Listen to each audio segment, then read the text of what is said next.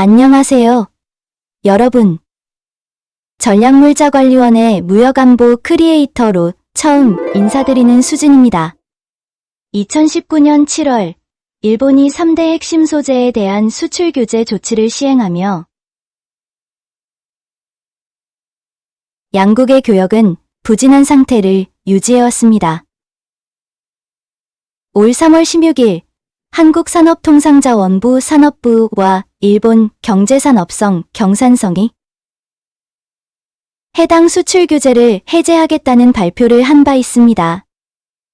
오늘은 수출 통제 이슈 리포트를 통해 수출 규제 배경, 해제 경과, 그리고 해제 시 기대할 만한 경제적 효과에 대해 알아보도록 하겠습니다. 한국산업부와 일본 경산성이 해제를 발표한 그 수출 규제 조치가 무엇인지 잘 모르는 분들도 있으실 텐데요. 천천히 알려드릴 테니 걱정 마세요.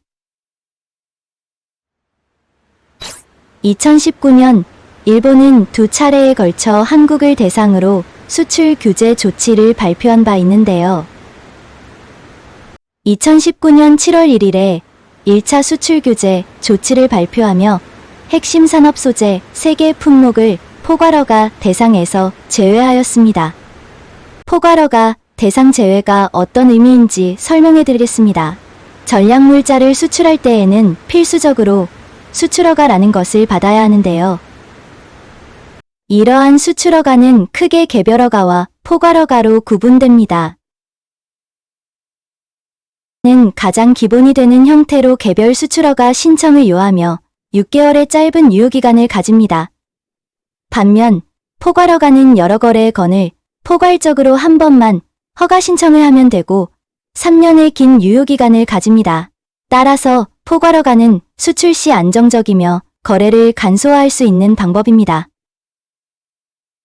일본 정부는 핵심 산업 소재인 폴리이미드, 불화수소, 레지스트를 기존 일반과 특별일반 포괄허가 등 모든 포괄허가에서 제외하고 개별 수출허가로 변경하였습니다.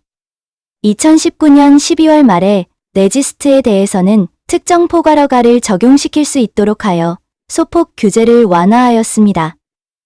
그러나 특정 포괄허가는 이전의 일반과 특별일반 포괄허가에 비해 지속적으로 거래를 증빙해야 하여 까다로운 절차입니다. 또한 수출자와 지속적 관계에 있는 거래 상대방에게 수출하는 경우에만 적용할 수 있어 활용도가 비교적 떨어진다는 단점이 있습니다. 이러한 일본의 무역 규제 조치는 치명적이었습니다. 특히 삼성전자, LG 등의 국내 기업은 90의 폴리이미드와 40의 불화수소를 일본에서 수입할 만큼 한국의 반도체와 디스플레이 산업은 일본에 의존하여 큰 타격을 입었습니다. 2019년 8월 28일 일본은 2차 규제 조치를 시행하며 한국을 화이트국에서 배제하였습니다. 화이트국은 가장 완화된 수출 통제를 적용받는 국가로 전략물자 수출관리 우대국에서 배제된 것입니다. 이에 따라 캐치홀 통제를 적용받게 되었는데요. 전략물자가 아니더라도 대량 살상 무기 및 운반수단인 미사일 개발에 사용될 수 있는 모든 품목을 통제받게 된 것입니다. 이러한 수출 규제가 이어지다 올 3월 16일 양국은 한일 수출 규제 현안 원상 회복을 위해 제9차 한일 수출관리 정책 대화를 개최하였습니다. 해당 대화를 통해 앞서 설명드렸던 수출 규제에 어떤 변화가 생기게 될지 알아보도록 하겠습니다. 첫째, 일본 정부는 규제하였던 3개의 품목에 대한 수출 규제를 풀어 특별일반 포괄허가 대상으로 포함하기로 결정하였습니다. 둘째, 한국 정부는 우투 제소를 취하하기로 발표하며 지난 3월 23일 제소를 취하하였습니다. 셋째, 수출 통제 국가 구분 조치에 대해서도 원상 회복이 되도록 긴밀히 논의하기로 합의하였습니다. 한일 간 교역은 지리적 접근성에도 불구하고 수출 규제로 인해 부진한 상태가 지속되었었는데요. 수출 규제가 해제되며 경제협력이 정상화된다면 다음과 같은 경제적 효과를 기대해 볼 수 있을 것입니다. 첫 번째 기대 효과는 비용 절감입니다. 일본의 수출 규제에 따라 수입선을 변경하며 일부 품목의 수입 단가가 상승해 국내 반도체 기업에게 부담이 되었었습니다.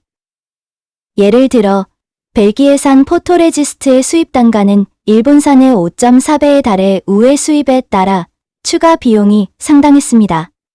일본 제품을 원활히 수급할 수 있게 된다면 비용은 절감되고 효율성은 제고할 수 있을 것입니다. 두 번째, 경제 효과는 절차 간소화입니다. 전략물자 수출 시 구비해야 하는 서류가 간소화되어 기존 90일가량 소요되던 수출 신고, 처리 기간이 일주일 이내로 대폭 단축될 것으로 예상됩니다. 세 번째는 다양한 분야의 교역입니다. 콘텐츠, 소비재 등 다양한 분야에서 양국 간 활성화된 교역을 기대해 볼 수 있을 것입니다. 감사합니다. 그럼 다음에 또 만나요.